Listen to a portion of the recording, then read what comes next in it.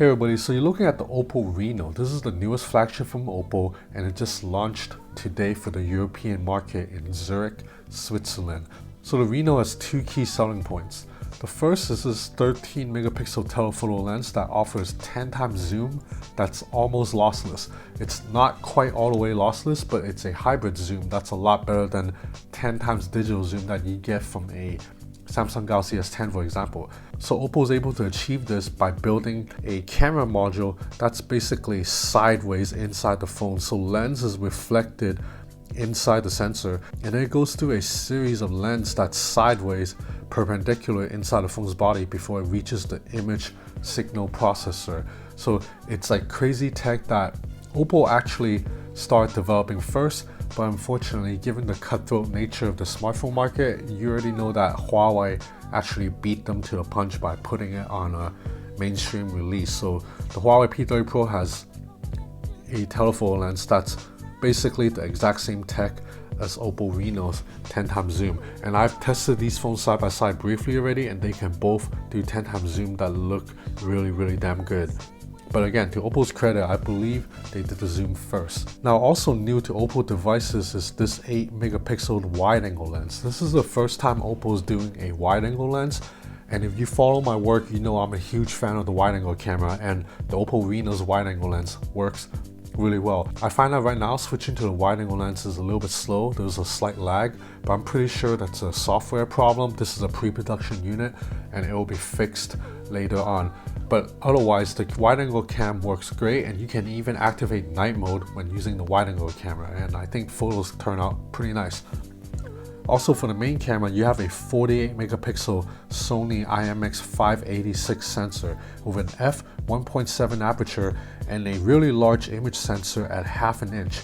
So this sensor can pull in a lot of light, and again, for my brief testing so far out in the streets, in a really dark street, I'm able to get some really impressive results.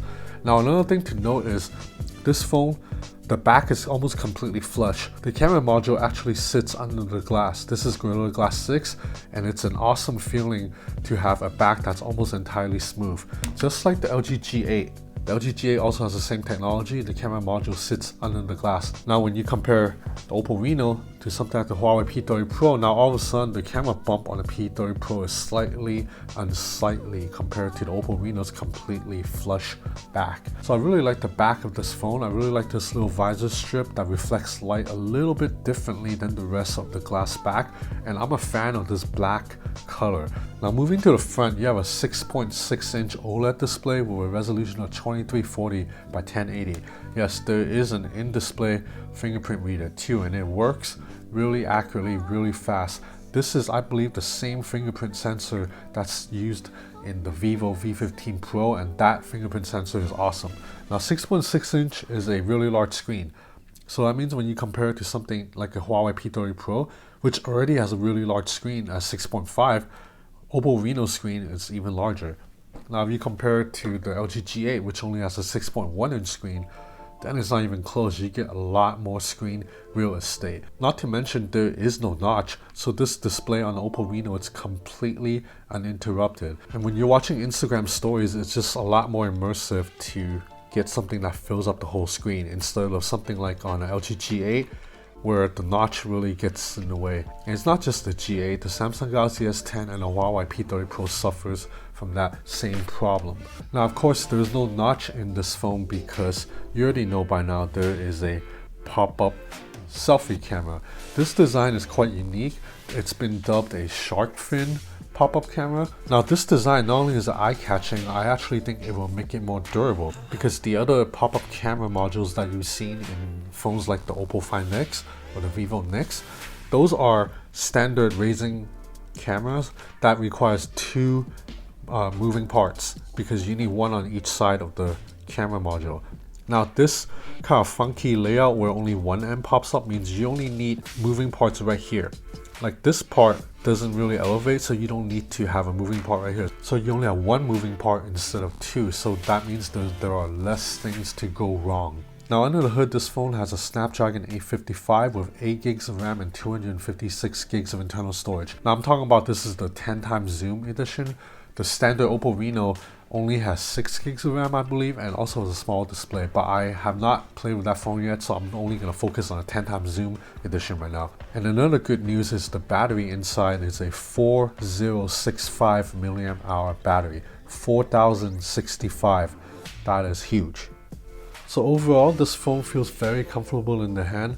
I do find that, as usual with Oppo, Vivo, OnePlus devices, the area between where the screen and the chassis meet is slightly abrupt.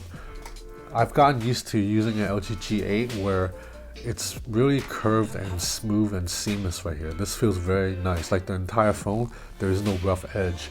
On an Oppo, OnePlus, Vivo device, they all have this problem where right here it's a little bit rough. But I'm obviously nitpicking because other than this part, everything else about the build quality of this phone is excellent and on point. You have the power button that's in the middle of the phone, not too high up like on the Samsung Galaxy S10, and you have volume rockers that, you know, are easy to reach whether you're holding the phone with your left hand or right hand. So the Reno runs on Android 9 with ColorOS version 6 on top, and I've already covered ColorOS version 6 in a couple of previous videos already on other phones, but in general I really like it. So you have an app tray now. This is the first Oppo phone to give you an app tray, and I really like the swiping side menu. That's kind of like edge panel without the curved screen. It's very useful. You can access shortcuts right away. You can double tap on the screen to turn on. So it has all these little features that work well. The notification shade looks very clean. I like the large icons of the shortcut toggles. It's an aesthetic that's very clean overall. The camera app, it's very easy to use too. So I like that you only have 3 shooting modes in the main interface, and if you want to activate other stuff, you just tap on this hamburger menu and you'll be able to access night mode, panorama, expert, time-lapse, slow-mo, all that. Now the night mode in the Oppo Reno is pretty good. This is version 2, and as you can see here, photos turn out much better balance and much better lit than if you shoot in auto. And on top of that, the night mode in the Oppo Reno doesn't require you to wait as long as the night mode in the Google Pixel 3 or the Huawei P30 Pro. So I'm going to show you a few more photo samples for now. Just keep in mind that this is a very early hands-on. So in my next video, I will definitely dig into the cameras a bit more. But as of right now, I already know that the Oppo Reno is a very versatile camera that gives you a focal length of 16 millimeters, which is the wide angle lens, all the way up to 160 millimeters, which is 10 times zoom. So you get a lot of versatility in how you want to frame your shots. Now I don't know the pricing of this phone yet. When I know, I will put it in the description below, but it's safe to say that this phone will be cheaper than the Samsung Galaxy S10 or the Huawei P30 Pros. So if you're someone that's been very interested by the 10 times zoom capabilities of the Huawei P30 Pro, but find that phone a little bit too expensive, then the Oppo Reno, it's a great alternative. I'm definitely gonna have more videos coming up in the next day or two, so stay tuned. That's it for now. Thanks for watching.